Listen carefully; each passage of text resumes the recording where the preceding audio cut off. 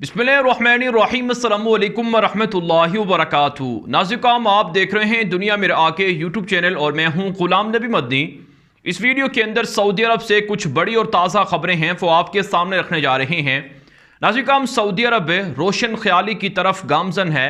Saudi अरब के अंदर film festivals हो रहे हैं, म्यूज़िक कंसर्ट्स हो रहे हैं और इसी तरह से नाच गाने की मखलूत महफिलें हो रही हैं, रक़्स व सुरूर की महफिलें हो रही हैं।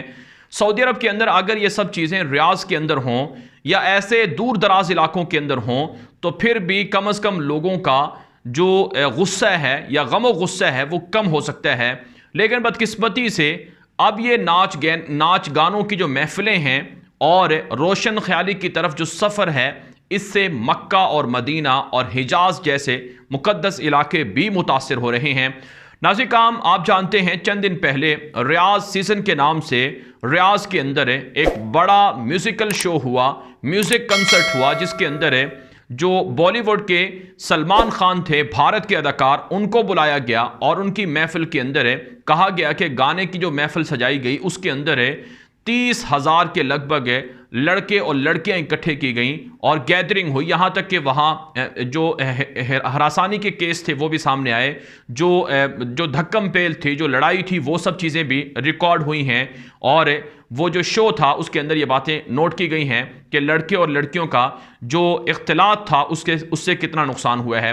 लेकिन भारत नाज़िकाम, सऊदी अरब के अंदर सलमान खान को पजीराई दी गई और सलमान खान ने यह कहा कि वो सऊदी अरब के अंदर अपनी फिल्में बनाना चाहते हैं, फिल्म इंडस्ट्री को प्रमोट करना चाहते हैं। अब जो नाज़िकाम ताज़ा खबर सामने आ रही है कि भारत ही के एक और अदाकार हैं जिनका नाम रणवीर सिंह है और उनकी बीवी जो खुद अदाकारा हैं दीपिका पादुकोण, इनको सऊदी अरब के अंदर जद्दा के अंदर फिल्म फेस्टिवल में बुलाया गया है और वहां इनको खास इनामात दिए गए हैं और इनकी खूब पजीराई की गई है। आप जानते हैं जद्दा जो मक्का मुकरमा है उससे चंद किलोमीटर के फासले पर है और एक तरह से जुड़ा हुआ शहर है जद्दा, जहां पर रेड सी के करीब ये फिल्म फेस्टिवल मुनक्किद हुआ, जिसके अंदर मिस्र से और यूरोप से और दीगर जगहों से, अरब दुनिया से जो अदाकार थे, फिल्में बनाने वाले लोग थे, उनको बुलाया गया और इसी तरह से भारत से रणवीर सिंह को और उनकी बीवी जो अदाकारा हैं उनको बुलाया गया और उनकी बड़ी पजीराई की गई है।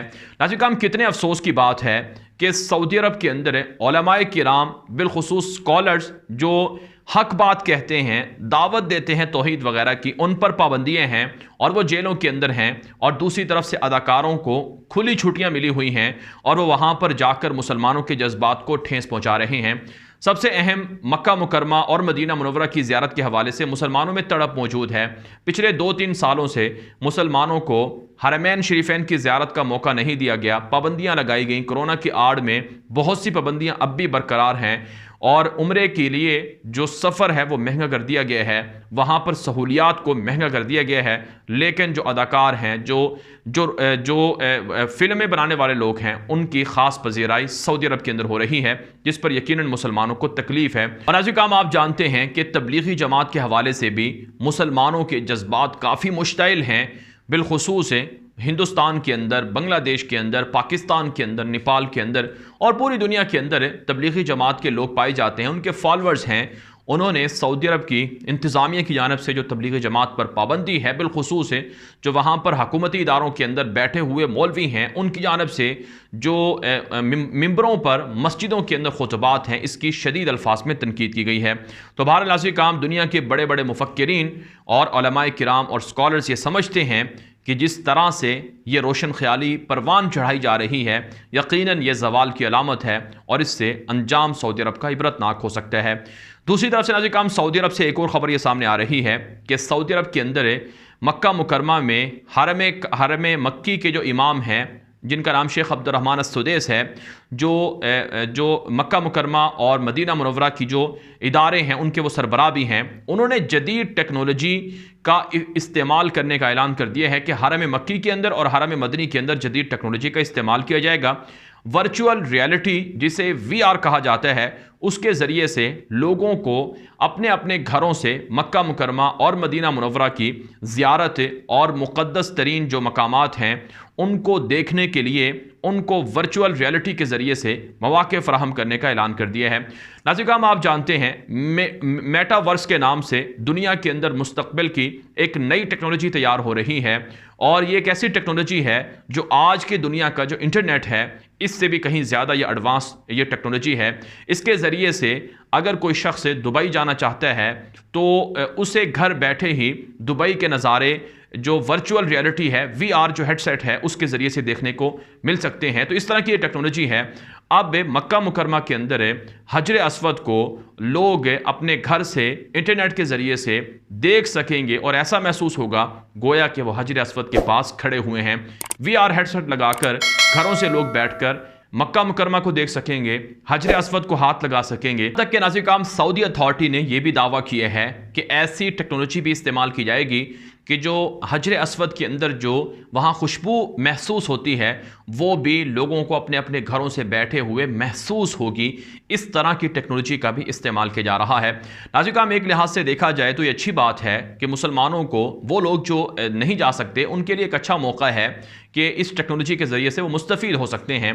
लेकिन दूसरी तरफ से ख़दशात ये भी हैं कि एक तो इस तरह की टेक्नोलॉजी जो आम लोगों तक आएगी उसके लिए बहुत भारी फीस रखी जाएगी और लोगों को इस हवाले से रोका जाएगा कि वो उम्रे वगैरह या हज वगैरह के लिए सफ़र ना करें, घरों से बैठकर जो लुत्फ़ है वो उठा सकें। जिस तरह से आलमी तागूती शैतानी ताकतों का ये ख्याल है कि हरम मक्की को और काबतुल्लाह को, बैतुल्लाह को एक तरह से वीरान कर दिया जाए और मस्जिद नबवी को एक तरह से वीरान कर दिया जाए। अहादीस के अंदर भी ये फ़रामीन मौजूद हैं, ये पेशन गोइयाँ मौजूद हैं कि कुर्ब क़यामत है मक्का और मदीना के अंदर है उस तरह से वीरानी हो जाएगी, और ये जो वीरानी है ये दरअसल क़यामत की अलामत होगी।